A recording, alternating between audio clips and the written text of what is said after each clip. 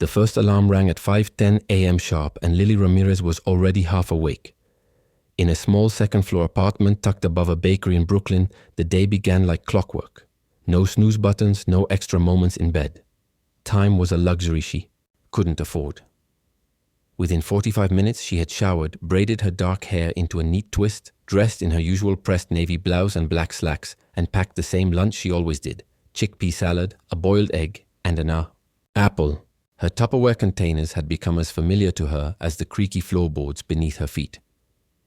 Before stepping out, she glanced once more at the small photograph taped to the refrigerator. Her mother holding her as a toddler, both smiling, though time had faded the edges. She kissed her fingers and tapped the photo softly. "Let's do this," she whispered, grabbing her book bag and heading into the city that never paused. The subway was loud, crowded, and full of impatient elbows, but Lily moved through it like water, silent, fluid, focused. She stood near the door, nose buried in a worn paperback copy of The Bell Jar. She'd read it 4 times already, but rereading gave her calm in a world of chaos. By 7:25 a.m., she was entering the headquarters of Global Wave Communications, a sleek 52-floor glass tower in Midtown Manhattan. As always, the security guard nodded at her from the front desk. "Morning, Miss Ramirez. First one in." Lily smiled politely but didn't speak. Words to her were like currency, best used with purpose. She took the elevator to the 18th floor, home to the Strategy and Data Division, where she worked as a junior data strategist. While others strolled in at 9 o'clock or even later, Lily was already reviewing numbers, organizing graphs, refining visual reports. Her colleagues often underestimated her quiet presence, but her work always spoke loudest. At 9:15, the weekly strategy meeting began in the company's main boardroom. The walls were glass and the city skyline shimmered behind them. Today something was different. For the first time in nearly 2 months, Aidan Blackstone, the company's enigmatic founder and CEO, was present in person. No video calls, no stand-ins.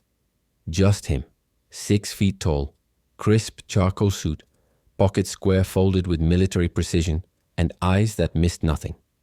Aidan rarely attended smaller division meetings unless something piqued his interest. He sat at the head of the long polished oak table, flanked by department heads and a few hand-picked strategists. He barely spoke.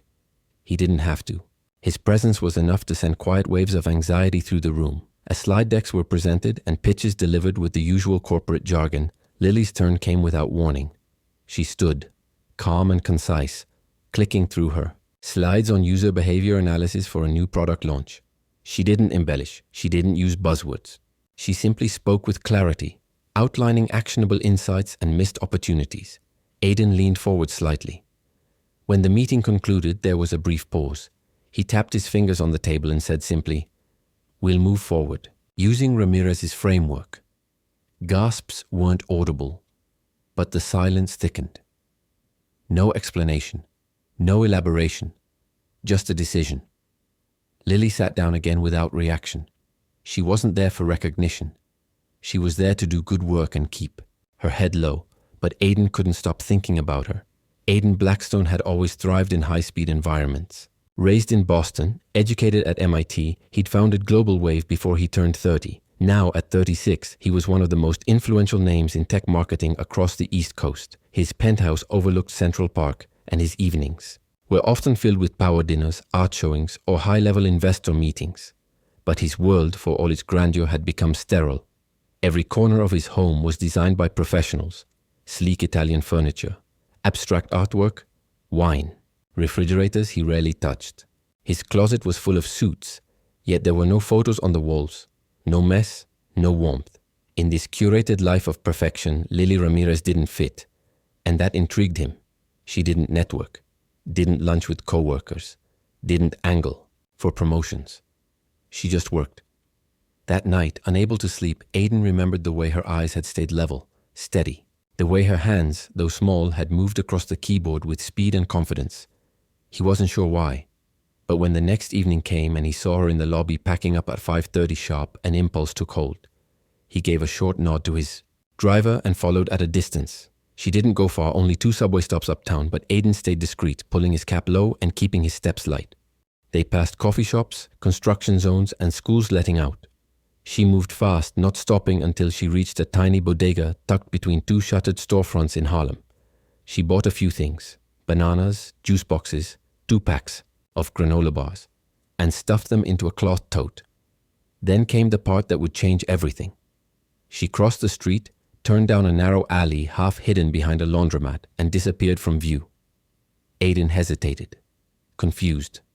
Was she taking a shortcut? He peeked around the corner. What he saw stole the breath from his lungs. There she was, Lily, kneeling in front of 2 boys. One sat cross-legged on a flattened cardboard box.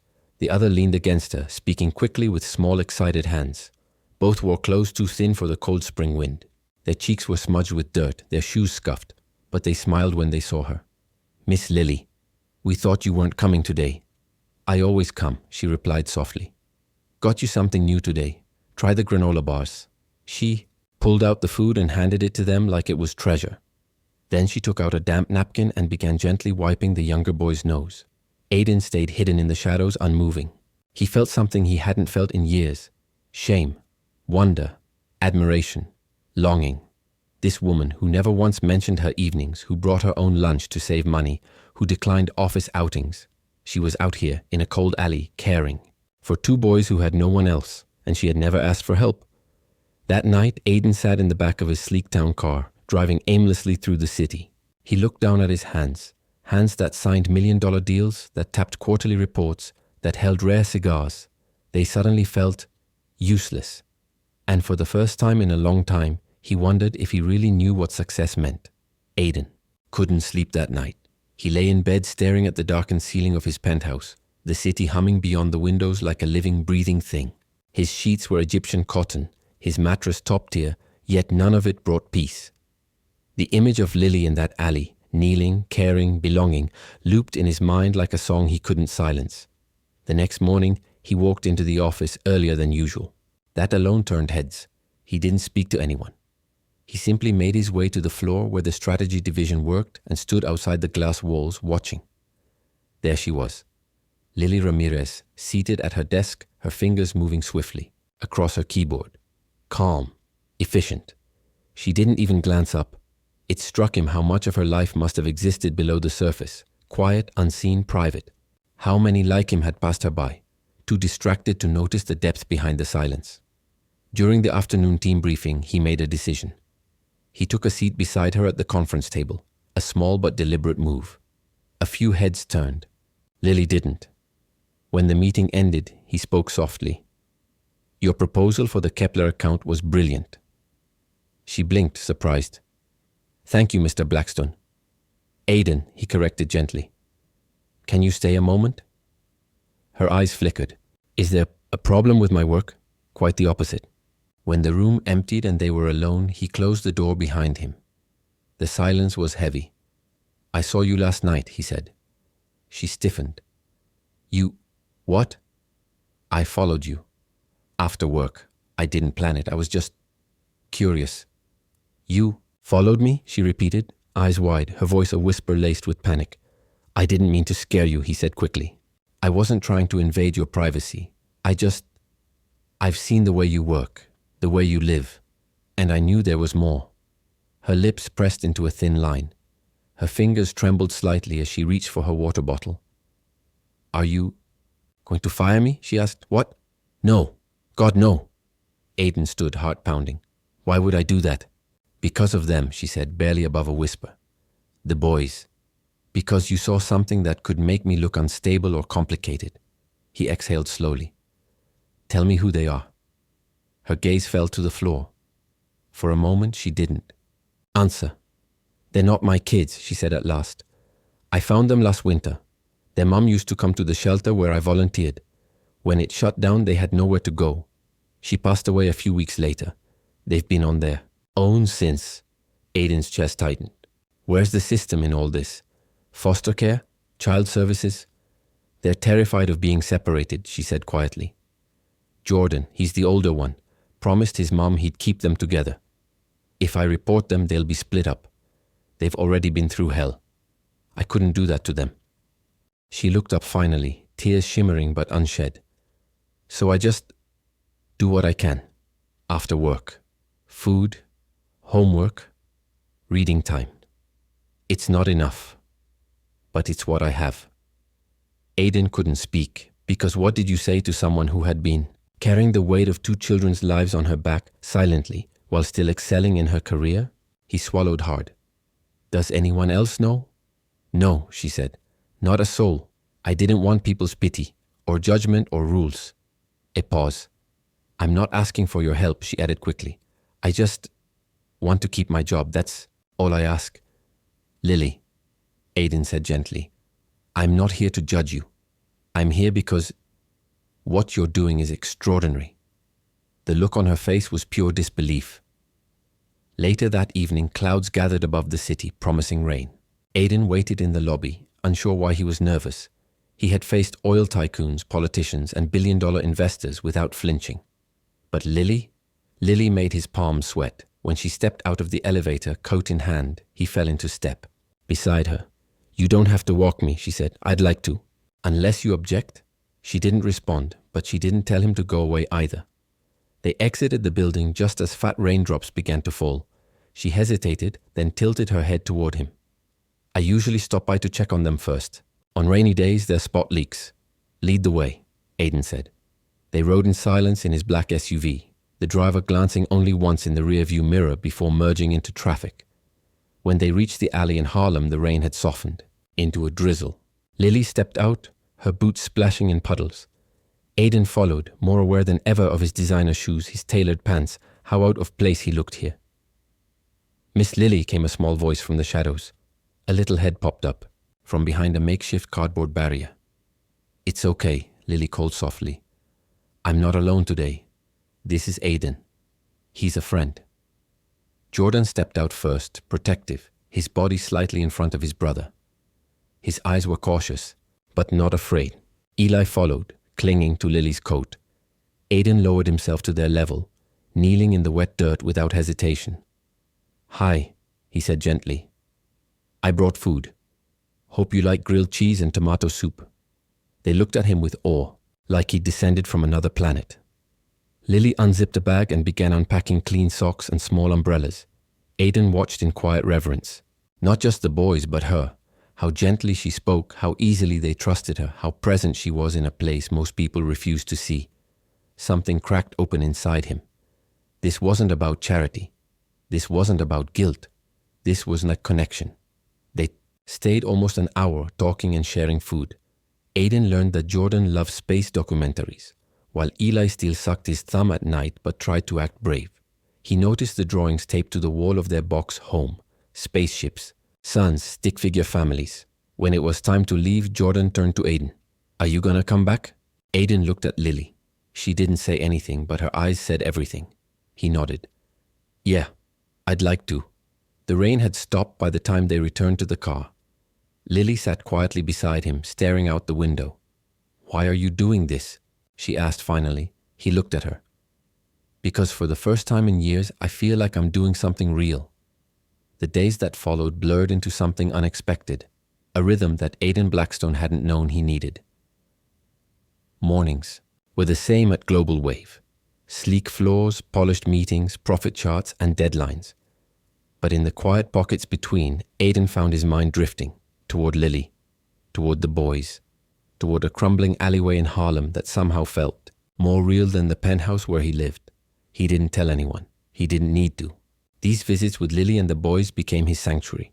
Twice a week, sometimes more, he asked his driver to take them to 127th Street. Lily always brought something warm. Books, sandwiches, gloves if the air had turned brisk. Aiden began contributing, in his own way, though he kept it simple. Batteries for their flashlights, a new set of colored pencils for Eli, a foldable map of the solar system for Jordan. It wasn't grand. It wasn't meant to be. One night, while Lily gently coached Eli through a math worksheet under the dim glow of a camping lantern, Aiden sat cross-legged beside Jordan with a book about planets open between them. Do you think aliens exist? Jordan asked suddenly. Aiden smiled. If they do, I hope they're kinder than most humans. Jordan tilted his head. You talk different than people around here. I'm learning, Aiden said, from you, from your brother, from Lily. Jordan looked at him with serious, curious eyes. You like Miss Lily? Aiden blinked. She's incredible. Yeah, Jordan agreed. She saved us. Aiden. looked across the alley. Lily was wiping peanut butter from Eli's chin and laughing at something he'd said. Her laugh was soft, rare, precious. Aiden realized in that moment, it wasn't just admiration anymore. He was falling for her. Not because she was good, but because she was true. A few nights later, something happened that would shift the ground beneath them. Lily brought a faded Ziploc bag containing papers, old receipts, and a few photographs. Jordan had found it buried in his mother's belongings. Lily thought it might contain a clue to help them apply for school enrollment under the radar. Aiden offered to take a look. He sat on the edge of a crate, carefully opening the bag. A school report card, a folded letter, a photo. He froze. It was a picture of a young woman standing beside a Christmas tree, holding a baby. Jordan, probably. The woman had tired eyes, a tight smile, and a resemblance Aiden couldn't place until he felt the breath leave his lungs. He had seen that face before, not in person, but in a photo album tucked away in a drawer in his family's estate in Connecticut. A photo of his aunt, his father's sister, who had disappeared from family life decades ago. A quiet scandal, never spoken of. Her name had been Sophia Blackstone. He checked the letter again. It was signed Sophia. His fingers trembled as he turned to Lily. Where did this come from? Jordan's mother's things, she said, startled by his expression. Why? Aiden didn't answer. Not immediately. That night he returned to his penthouse, pulled down the locked drawer he hadn't opened in years, and began digging through his family's secrets. Old letters, a faded birth certificate. Then he found it. A copy of a closed adoption record. Sophia Blackstone. Child born in 1992. Placed into private care with no public record. Aiden leaned back in his chair, stunned. Jordan wasn't just some resilient kid. On the streets, he was family. The next morning, Aiden made a call he never thought he would. His father, Everett Blackstone, answered on the third ring. I need to talk to you, Aiden said. It's about Sophia. There was silence on the other end, a heavy one. Come, Everett said at last, but don't expect a warm welcome. That afternoon, Aiden drove to Greenwich, Connecticut, where the Blackstone estate loomed like a castle of control and calculated legacy. Inside the sitting room, surrounded by antiques and oil paintings of ancestors who stared down with judgmental eyes, Everett sat rigid in a leather chair. What do you know? His father asked. I know Sophia had a child, Aiden said. I know she was cast out for it. I know that child grew up poor, on the edge, and now he's living in a Harlem alley. Everett's face remained stone. Did you know? I knew, he admitted. She came to us in shame. Your mother insisted we bury the scandal. It was the 90s and reputation was everything. Reputation still is everything to you, Aiden said, disgusted. And what do you plan to do now? Everett challenged. Raise him. Help him. Love him. Aiden replied without hesitation. The way we should have helped Sophia. Everett stood suddenly older, worn by the weight of choices long made. You'll destroy everything we built. No, Aiden said, turning away. I'm finally building something real. That weekend, he told Lily the truth. They sat on a bench near the playground where Eli liked to draw planets in the dirt. Jordan was reading a borrowed science book, the sun catching his curls. Lily listened in silence as Aiden explained the discovery. When? He finished. She whispered, Jordan is your cousin? He nodded. Tears welled in her eyes, not from pain but from something deeper. Recognition. Destiny.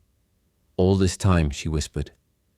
You thought you were helping strangers, but you were helping family. He reached for her hand. I don't care what the bloodline says, she added quickly. What matters is you chose them. Every step of the way. Aiden squeezed her fingers. And I choose you too, Lily. Every time. That night, he filed the paperwork. Guardianship, medical access, school enrollment, and a remodel of the guest wing. In his penthouse, 2 bedrooms, a reading nook, a space for art. He wasn't doing this to feel good. He was doing it because it was right, because for the first time in his life, what he couldn't buy had become what mattered most. The construction. Crew arrived on a rainy Thursday morning. Aiden stood barefoot in his penthouse, directing designers and architects around what used to be the guest wing, an untouched part of the residence, rarely entered and never lived in. Now it was becoming something else entirely. Make sure. The smaller room has shelving low enough for easy reach, he said, pointing to the blueprints. That'll be Eli's space. He loves books, but he can't reach too high. And the bigger one? The designer asked. Planets on the ceiling. Solar system mural. Jordan's obsessed with space. The team nodded, taking notes. To them, this was just another high-end renovation. To Aiden, it was the beginning of something sacred. A home, not just a residence. He wasn't doing this to play hero. He wasn't doing it to impress Lily. He was doing it because two boys had reminded him that love wasn't about worth. It was about presence. And because the woman who'd made him believe in humanity again needed to see that his promises weren't made of words but bricks, bedsheets, and stardust ceilings. That same afternoon, he received a call from an unfamiliar number. Aiden Blackstone? The voice said, crisp and cold. Yes?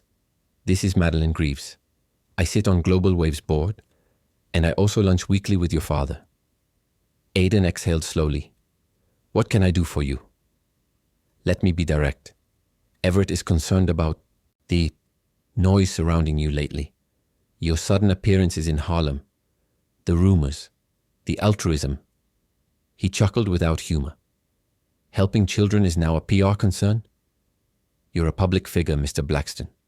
Your name, your presence, it affects this company, and your father's made it clear. Handle this discreetly or step down. He hung up without responding. That night, Aiden met Lily at a small cafe in Soho.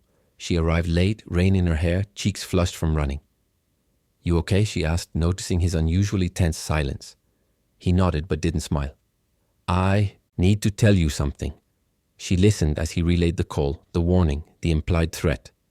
They think I'm unstable, he finished. Because I'm finally choosing something that doesn't have a profit margin. Lily stirred her. Tea slowly. What are you going to do? He looked out the window, the city lights reflecting in his eyes. I called an emergency board meeting tomorrow. I'm going to tell them everything. Her spoon froze mid-stir. Everything, she repeated. About the boys, about your father? Yes. That could ruin everything you've built. I know. She leaned back, studying him. Why are you really doing this? He met her gaze. Because I want to look at them and at you without shame, without hiding. Because this company means nothing if I have to lose my soul to keep it. For a moment, she didn't speak. Then she whispered, I've never admired anyone more than I do right now. The board meeting the next morning was electric. 20 people in sleek suits sat around the table, blinking in disbelief as Aiden stood before them. No PowerPoint, no numbers. Just truth. He spoke of Sophia, of the boys, of Harlem, of choices made in silence, of love that had no quarterly return, but infinite value. Halfway through, Everett stood and stormed out. By the time Aiden finished, there was silence, then a voice from the back. You have my support. Another. Thank you for your honesty. One. By one, hands went up in favor. The vote was unanimous. Aiden stayed. Everett's power was diminished, but Aiden didn't feel victorious. He felt free. That evening, as the sun dipped behind the skyline, Lily and the boys arrived to see the new rooms. Jordan stepped into his new bedroom and gasped. Planets, stars, glowing constellations painted across the ceiling. It's like I'm inside a spaceship, he cried. Eli ran to the bookshelf, touching each spine like it was made of gold. Can I read any of these? He asked. They're yours, Aiden, said every single one. Lily stood in the doorway, watching silently. You thought of everything, she said, voice soft. But not for yourself. He turned. What do you mean? She looked around. This place, this life, it's still your world. Not mine. Not yet. He stepped toward her. Then let's make it ours. She didn't reply, but she didn't walk away either. Over the next 2 weeks, they adjusted slowly. Lily still lived in her Brooklyn apartment, but spent more nights at the penthouse. The boys began attending school. Jordan excelled in science, Eli in art. Aiden learned how to make pancakes without burning them. He started leaving work early. He helped with science projects and bedtime stories. But beneath it all, something in Lily remained distant, guarded. One night after dinner, he found her alone on the balcony. You're still not sure, he said. She didn't deny it. I'm afraid. Of me. Of losing myself in all of this. He nodded. You think I'll get bored, that the novelty will wear off. I think you're used to control. And I'm not something you can curate. He looked at her with nothing but tenderness. I don't want to change you. I want you to stay, just as you are. She looked down at the city. Then slowly she reached for his hand. The next morning, a letter arrived, not for Aidan, for Lily. She stared at the return address, her fingers trembling. It was from Los Angeles, from a name she hadn't seen in over a decade. Her sister, the one she'd lost in, the foster system. She opened it in silence, read each word carefully, then reread it again. She wants to meet, she whispered. She wants to meet me. And the boys. Aidan stepped beside her. Then we'll go, he said. No, she replied. We'll go. As a family.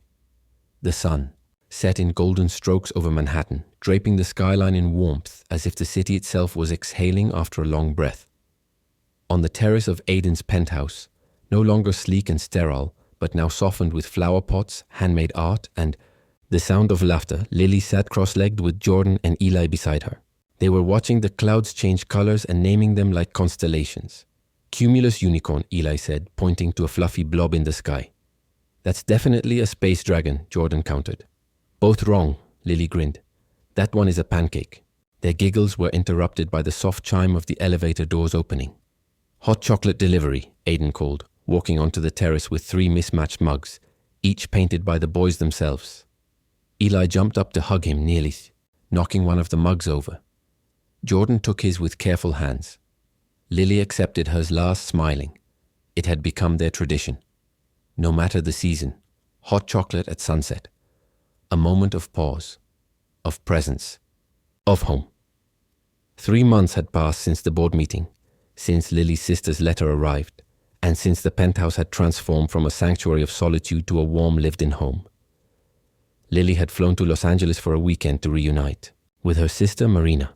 A journey full of tears, cautious conversations, and late-night talks that felt like stitching together years of silence.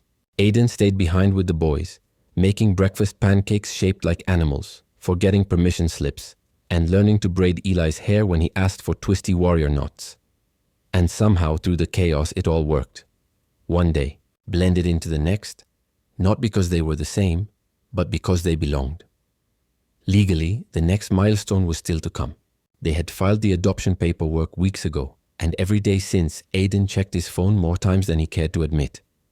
That call came on a Tuesday afternoon. Lily answered. Then she gasped. Then she cried. They approved it, she whispered, holding the phone with shaking hands. The adoption. It's final. Aidan stood frozen. Then he took her face in his hands. We're a real family, she breathed. On paper. In law. Finally. Jordan and Eli found them crying and hugging in the kitchen. When they were told, Jordan's first words were, "Does this mean I get to call you Dad now?" Aidan knelt, choking on emotion. "If you want to." Jordan didn't answer. He just wrapped his arms around Aidan's neck. "I already do," he whispered. The weekend that followed was one of the simplest, most beautiful Aidan had ever lived. They visited Central Park, where Eli sketched squirrels, and Jordan read a science book on a picnic blanket. They went to a bookstore in the village, where each boy was allowed to choose 1 book, but both left with 3. Lily didn't protest.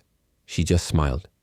At night, they all cooked dinner together. Lily's lentil stew, Aidan's failed attempt. At garlic bread and Eli's sugar cookies, which had more frosting than dough. They played music. Jordan liked movie soundtracks. Eli, oddly, loved jazz. Aidan danced with them clumsily in the living room. Lily joined, laughing with her head thrown back. It was messy. It was loud. It was everything. One evening, after the boys had gone to bed, Aidan and Lily sat on the balcony, their fingers intertwined, watching the world below them. "I've been thinking," he said softly. "About us." She tilted her head toward him. "Yeah? I know you value your independence. I know you still have your apartment. But there's boys, they miss you when you're not here. And so do I." Lily's breath caught. "You're asking me to move in," she said. "I'm asking you to come home. Not as their guardian, not as my partner, but as you. The woman who changed everything." Her eyes filled, but she didn't look away. "I was so afraid of losing myself," she said quietly. "Afraid of becoming someone else to fit into this world. I don't want you to fit into it, Aiden replied. I want you to reshape it with me.